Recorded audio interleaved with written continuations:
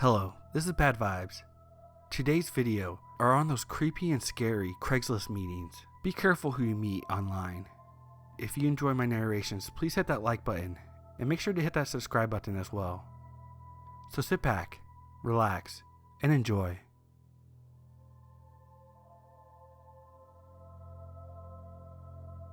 Not sure if this belongs here, but years ago when I was 13, I made a post on Craigslist advertising babysitting services as a way to make some money.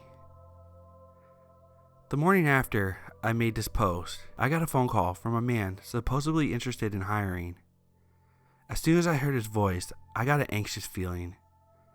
He was whispering very low and kind of slow the entire time. It was extremely off-putting. Sounded like he was middle-aged.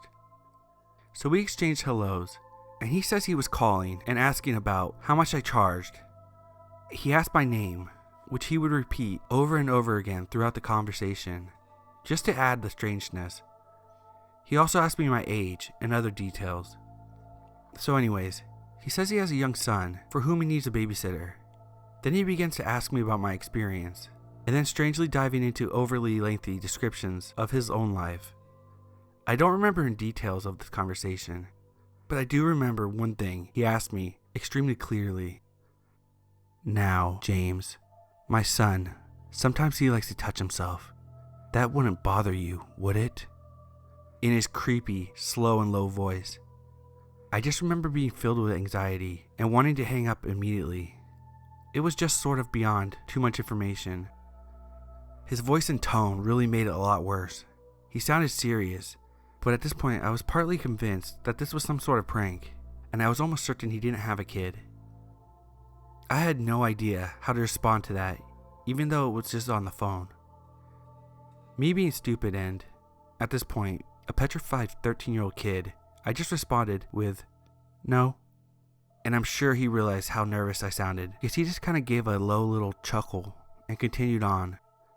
Because you know how little boys are. Honestly, a lot of details of the convo are blurred, and it went by fairly quickly. I just remember nodding and yesing my way through the conversation till the end, when he asked me my availability and said he would give me a call back.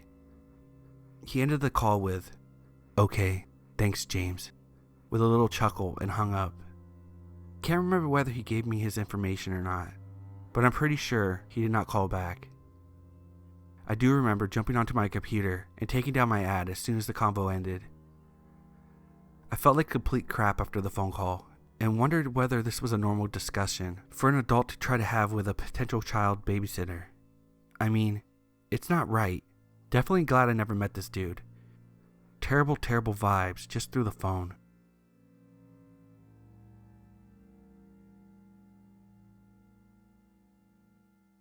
I really love Craigslist. I'd estimate I've met maybe 300 people for buying and selling stuff. And for the most part, everyone was nice and harmless. However, I did run into two creeps who made me rethink meeting strangers alone to sell stuff. I was an early 20-year-old female at the time. First guy, it's 2009, and I'm staying with my parents for the Christmas holidays in a small town in Florida. I'm going through my childhood room and cleaning out the closet and find a giant CD folder full of maybe 100 really shitty CDs. Think Nickelback. It's the 21st century. No one really uses CDs anymore. I figured I'd try to sell the CDs on Craigslist. I put up a listing, 100 CDs from the late 90s and early 2000s, mix of rock and pop, all for $35 or best offer. The next day I get an email from this guy named John around 2 p.m. He says that he's in my town temporarily, and he wants to buy the CDs. He said that he could pick them up after dinner around 8 p.m. I emailed him back my address and number, and tell him to text me or call me when he's on his way. 8 p.m. comes and goes, and I figure I had been stood up, which happens often on Craigslist. No big deal. My dad works for a liquor distribution company, and would often do demonstration nights at restaurants and bars, and would come home after bar closing time. This night, he gets home around 3 a.m. I'm in college and a total night owl, so I'm still up probably eating junk food and surfing the web or watching horror flicks. I hear a car pull up, look out my window to see him sitting in his car eating food. He often stops at Taco Bell on his way home and eats in his car, so my mom doesn't know he's cheating on his diet. Maybe 10 minutes later, my dad comes in and shouts my name. "There's someone here to see you. Can you please tell me why there's a strange man showing up at our house at 3 a.m.? Huh? I go downstairs, and my dad says someone pulled up into our driveway and asked for me by name. I walk outside with my dad, and this guy, maybe in his mid-30s, gets out of his car. He says he's the Craigslist guy who wants to buy the CDs. My dad ends up going back in the house, and I tell the guy it's really late just to be stopping by, especially without texting first. However, since I'm awake, I go grab the CDs. He proceeds to drone on and on about why he's buying the CDs. He says he's engaged to a woman he loves very much, and he wants to make her happy. He said that last week someone broke into her car and stole all of her CDs. She was really upset, and he wanted to make it up to her. He looked on Craigslist and found my listing and was really excited because I had a bunch of CDs she used to have. The weird thing is, I didn't list any of the artists or bands because I was too lazy, but I didn't think much of that at the time. Anyway, he said he was getting it for her as a Christmas surprise. He said he was staying with his future in-laws somewhere nearby, and they had a family barbecue that ran really late, which is why he never made it by 8 p.m. By this time, I've lost interest and say something along the lines of, "That's sweet. Next time, you should probably call or text the Craigslister instead of just showing up." I hand him the CDs, he hands me cash, and I go back inside. 3 days later, I start getting texts from an unknown number. "Hey, I don't know my way around this town. Care to be my tour guide?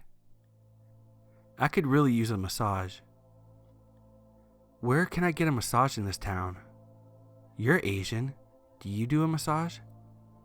Would you take $40 for a 1-hour massage? Happy ending?" I finally responded back with, "Who the fuck is this?" I received a response in a matter of seconds. Oh, sorry. I bought the CDs from you the other day. Do you squirt?" I didn't respond, obviously. I showed my friends that night, and we all laughed it off. Then the next day, I get more texts. "I still have your address. I'm at the Bank of America near your neighborhood. I just got the $40, babe. Only 3 minutes away. Are you home? You fucking bitch. Stop ignoring me. I'm almost there." I immediately ran downstairs to tell my mom and dad. It was nighttime, so we shut off all the lights outside and inside the house. My mom, little brother, and I went up to my parents' room in the back of the house. My dad hid behind the curtains of the front window bay with a shovel in his hand. A few minutes later, I heard him run down the front hallway, flinging the front door open and running outside. We heard some faint shouting, so we walked out of the bedroom. By that time, my dad came back in with his shovel, his face red and his hair all disheveled. Apparently, the guy came driving down our street really slowly. My dad recognized the car and went running outside with the shovel, yelling obscenities at the guy. The guy peeled off and never came back again, or texted me again. The second guy. I was moving from Florida to DC, and was going to load up my car with as much stuff as I could fit. However, I lived on the 3rd floor, and also had a bit of a walk to my assigned parking spot, so I figured I could use some help. I posted an ad on Craigslist gigs. I said I was looking for someone to help me load some heavy items like TV, desk, etc. into my car. Less than an hour's worth of work, and I would pay $45 or whatever. I gave the very first responder my number and address, and he shows up. He's probably 5'8" and about 350 pounds of pure fat. The sweat and smell coming off this guy in the Florida heat was pretty nauseating, but I didn't care as long as he did the job right. While he was carting heavy stuff, I was loading lighter things. Whenever I would go upstairs and grab another load, he would hurry right behind me so he could walk up the stairs behind me. I had the door propped open, so he didn't have to worry about needing me to unlock it for him to go in or anything like that. When he'd follow me up the stairs, he made a weird grunting noise like, but I assume it was just because he was out of shape. Eventually, everything was loaded properly and safe, except for some sweat smears on my stuff. I pay him, and he drives off. I go back into my place and finish loading and cleaning. About 45 minutes later, I go to put another load in the car, and see that his truck is back, parked across the street from mine. He's sitting in the driver's seat, looking at me. When he sees me notice him, he looks away. I walk over to his window and knock. He rolls it down, and I ask him if he needs help or if he was lost. I was really confused as to why he came back, and I knew he didn't live anywhere near me. He didn't say anything. He just rolled his window back up and drove off. Okay, whatever. Of course, 5 minutes later, my phone starts blowing up. I didn't recognize the number, so I didn't answer the calls. Then the texts start rolling in. I bet you taste salty and sweet. Who is this? Your pussy. What are you up to tonight? I can come back over. I get a sinking feeling that it's the Craigslist guy. He never called me about the job, so I never got his number, so I really didn't know who the number was. I like your pink panties. Then I realized he was looking at my dress when I was walking up the stairs. I immediately felt like a total idiot for wearing a dress that day. He then starts dialing my number over and over again. I didn't know how to block a number through Sprint, so I just turned my phone off. Later, I was with my friend grabbing a bite to eat and turned my phone back on. I got another text from the guy about how he wanted to toss me around like a rag doll and tie me up and make me beg for it. I show the text to my friend and tell him the whole story. The Craigslist creep then proceeds to blow up my phone again. So my friend answers, and he says he's going to cut his dick off and feed it to his dog if he ever contacts me again. I moved the next day, so I never had to worry about him randomly showing up in his truck again. Since then, I bought and sold stuff on Craigslist, but I always make sure to meet people in a public place.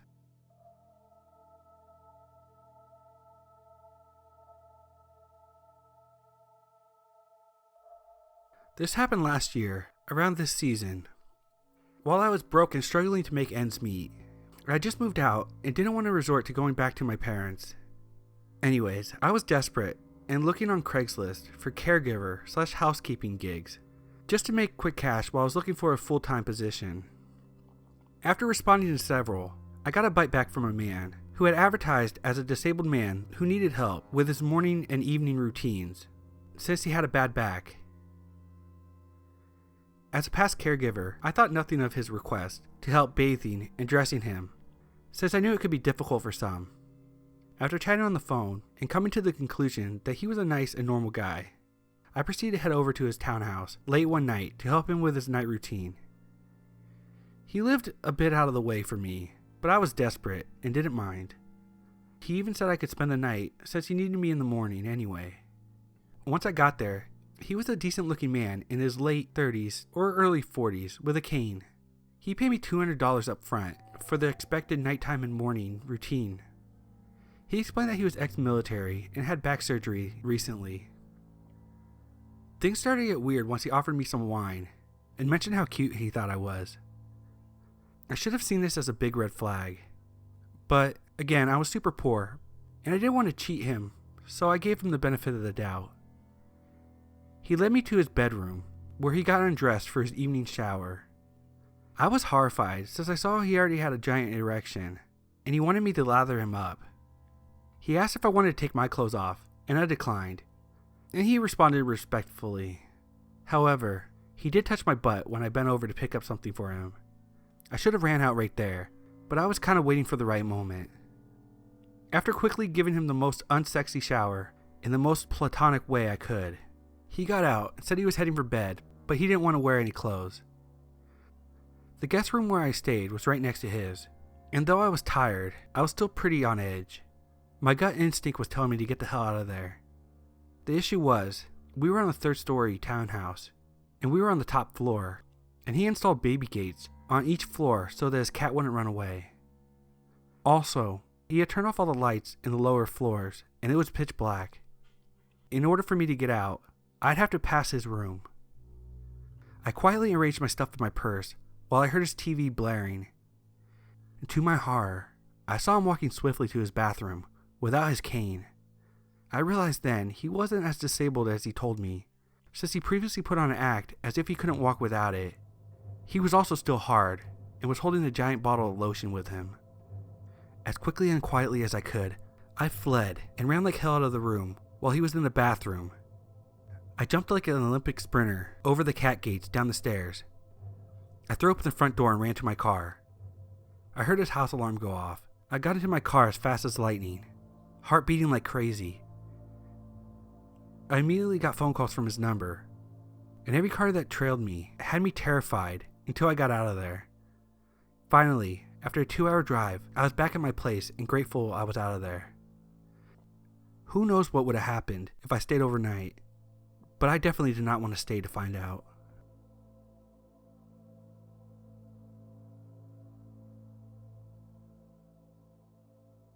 I've gotten used to checking Craigslist before buying anything new, so when my ice cream maker died, I headed over there. I found the one I wanted, new in the box, and emailed to see if it was still available. For some reason, I assumed I was talking to a woman, and we made plans to meet up. I had gotten sort of careless about meeting in a public place, and had agreed to come to her home, believing that she had several small kids that made it difficult for her to leave. I was supposed to go after work, and we switched to text messages so they could give me the address, and so that I would let them know when I was on my way. I had gotten home, and they texted me the address. My normal routine at this point would have been to hop into the car and use my TomTom, but since I had just booted up my PC while waiting, I decided to use Google Maps. I typed in the address, and it showed that a registered sex offender, violent sex offender, and child sex offender lived there. I googled the phone number and the same person came up. I let them know I wasn't coming, went to Walmart, and spent $5 more to buy it there. So Mr. Sex Offender, who tried to lure me with ice cream, let's not meet.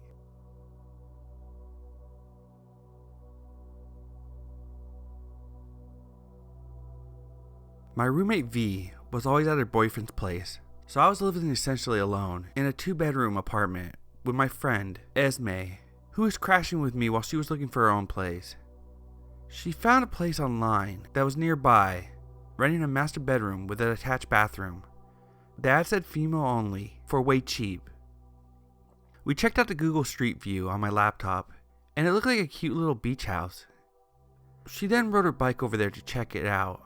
She said there was 2 beach-type white guys, a young, disheveled stoner guy, and a middle-aged parrot-head guy that would close talk while giving her obvious elevator eyes the whole time. She's a pretty, petite Mexican girl, and was about 21 but looked a lot younger. And the older guy kept saying that she was just what they were looking for, kinda slowly, in what she described as a uber creepy voice. The younger guy just stared and followed them around. She thought it was odd that they each slept in the tiny guest rooms and were renting out the master bedroom, but decided to take a look at it anyway. She said it was a really nice room, with a big heavy wooden 4-post bed in the middle of the room that looked like it belonged in a castle, and the bathroom had a huge shower with multiple shower heads on the walls, like it was built for a bunch of people to shower at once.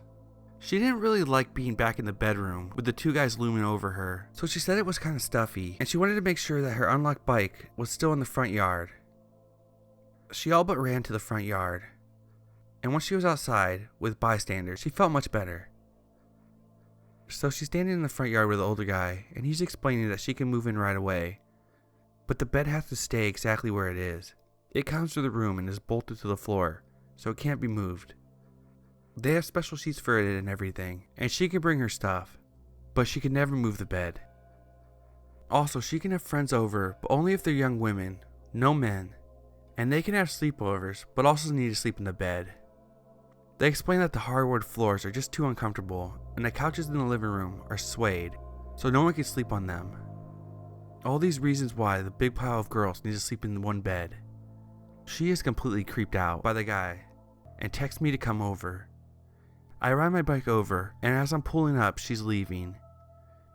We start to ride off, and a little ways away, we hear him yell out, "It's mandatory, but we will have a blast." She kind of shudders, and I ask her what's up. She says she'll tell me over drinks, and we ride to the nearest beach bar. She explains about the room, the bed, the guys, and then tells me part of the deal is a mandatory skiing trip to Lake Tahoe in Northern California each year. She can invite girls on the trip that have been to the house before if the guys think that they're cool enough. It's free for her and her girlfriends, but mandatory that she goes with the guys, as their official woman. There would be other men there, but they all brought their own women. He said it like women would be assigned to them or something. So our minds started racing, and we convinced ourselves that the bedroom and the trip were some elaborate webcam situation or something. Needless to say, she never moved in, or took them up on their free ski weekend offer. Fee ended up moving in with her boyfriend, and Esme moved in with me for a couple of years. She was an awesome roommate.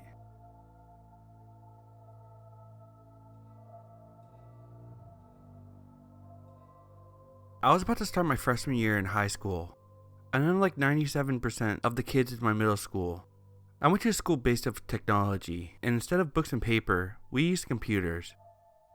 The junkie-free Chromebooks the school provided were not my taste, so my father and I searched Craigslist for a Mac, and after a few days, we hit the jackpot. A $350 used Mac Pro in great condition. My father and I met the lady at a coffee shop. She was short, skinny, and very happy. I gave her the money and she gave me the laptop, looking almost new. We opened the Mac to go set it up. The green webcam light turns on. That meant the camera was showing our face. I thought nothing of it at first and shrugged it off, but for 2 months of using it, the green light stayed on, day and night, every time I used it. During lunch, my friend suggested that I put a piece of tape over the camera just in case, so I grabbed some duct tape from my art closet and placed a small piece over the webcam. After that, the green light finally turned off.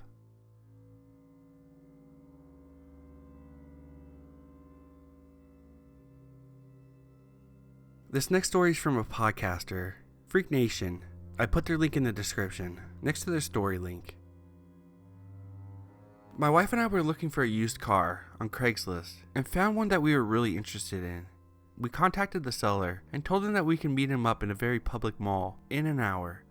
He responded that he wouldn't be available until he got off work at 5. We agreed to meet him at the mall at 5:30. We arrived at the mall a little early and soon get a text that he's running late. So we wait and wait and wait. Then we finally get a text around 6:30 saying that he should be at the mall soon. This was in late fall, so it was already getting dark, and we started to worry the mall wouldn't be as busy soon. A short while later, he texts us that we should meet him at another address in a rougher area of the city. I look up the address to see it's a casino, gas station right off the interstate. I figured it would still be busy around 7, so we head over. We pull into the parking lot and don't see the car. My wife finally says, "Is that it?" and points to a mid-sized SUV hatchback. It certainly looked like the right car, but it was dark in that part of the parking lot, squeezed between some parked 18-wheelers. As two petite women, we were very wary of going over there. We locked the doors and drove over. It was definitely the car, but it was parked in the most darkest, reclusive, least visible spot in the whole parking lot, with the hatch open. No lights were on inside the car, and no one was around the car. I stopped for a couple of seconds to see if someone would come greet us. When no one did, I drove away. I parked under the casino sign, right next to the entrance of the parking lot, and texted the guy my location. He responded with, "I'm over here, by the semis." We left immediately. It was all too weird. So creepy Craigslist guy, let's not meet.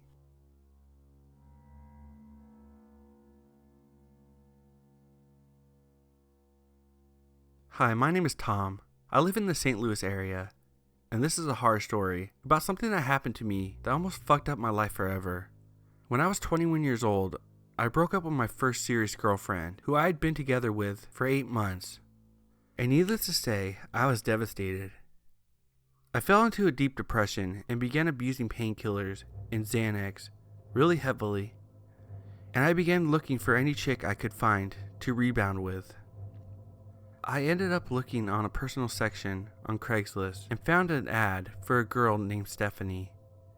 I began talking to her and I arranged to come pick her up.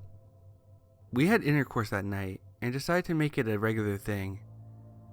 She was an older lady, about 35, and a bigger girl, but she had her own apartment and enough money to keep me loaded on as much drugs and alcohol I wanted. To be honest, I couldn't use this lady and use her as a sugar mama, for a lack of a better word. After a while, she really grew attached to me and wanted to be in a serious relationship. Eventually, she started dropping hints that she wanted to get married. She said she wanted to do this to help me out, so she could get me on her insurance and help me with my drug and alcohol problems, which I refused to consider. One day, we got into a big argument and she told the police that I had been abusing her and put a temporary restraining order on me. A week after she did this, she called me crying her eyes out, asking me to please forgive her, saying she loved me and all that other stuff, and she wanted to come pick me up and buy me some dope and alcohol and get me something to eat. Being the addict I am, I accepted, of course. From the moment she picked me up, I noticed she was acting kind of odd. She was usually talkative and would always be on my ass to talk about this or that, but on this day, she was oddly quiet.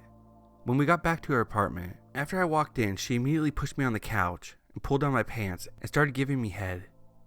Then she climbed on top of me and began riding me, and she seemed angry when I didn't come inside her. I had been getting bad vibes off of her the whole night, so after this happened, I immediately asked her for a ride back home, which she agreed to do. After I got dropped off at my house, I went inside and sat down with my sister and watched some SpongeBob. About 10 minutes after I got home, I got a phone call. I pick up the phone, and to my surprise, a lady on the other end says that she was with the St. Louis County Police Department, and we're gonna need you to come outside to talk to us. I ran downstairs and hid my weed and pills and walked outside to figure out what the hell was going on. When I walked outside, there were 7 cops on my porch, pointing tasers and guns at me. One of them hit me in the back of the leg with a nightstick and put me on the ground and handcuffed me. The cops talked to my mom and got permission to go inside the house, where they took a drug dog and began searching through my room and my basement area. None of the cops on the scene would tell me what was going on, and they told me that I would talk to a detective at the station. When I got to the police station, I had a bombshell dropped on me. Apparently this lady accused me of kidnapping her and raping her. She told the police that she came by my house to return my stuff, since we had just broken up, and then I came up to her and held a knife to her throat and forced my way into her vehicle and made her take me back to her apartment, where I raped her repeatedly. Thankfully, I remember that we made a couple stops on the way to her apartment. She had gone to a gas station to get a couple packs of cigarettes with me, and there's no way I could have kidnapped her. The police swabbed me for DNA, and they also took my clothes as evidence. I was forced to spend the night in the St. Louis County Jail, wearing nothing but hospital scrubs. I was released the next morning, but my ordeal wasn't over. This lady began constantly stalking me. She would call me every night at odd times from a blocked number, either crying into the phone or just begging to talk to me. I also began seeing her vehicle quite a lot in the neighborhood, even though she didn't live anywhere near me. I called the police a couple times, but they didn't really seem to care. They told me I would have to put a restraining order on her in order for them to do anything. I wanted nothing to do with the criminal system, because I have a criminal record, and I decided to just ignore her, and I hoped the problem would just go away. After a couple of months, she finally did stop bothering me as much. However, to this day, I get 2 or 3 calls in the morning from blocked numbers, and every new girlfriend I have gets messages on Facebook from her telling them that I raped her. Moral of the story is, be careful who you meet online. Whether you're a guy or girl, all it takes is one crazy person to completely ruin your life.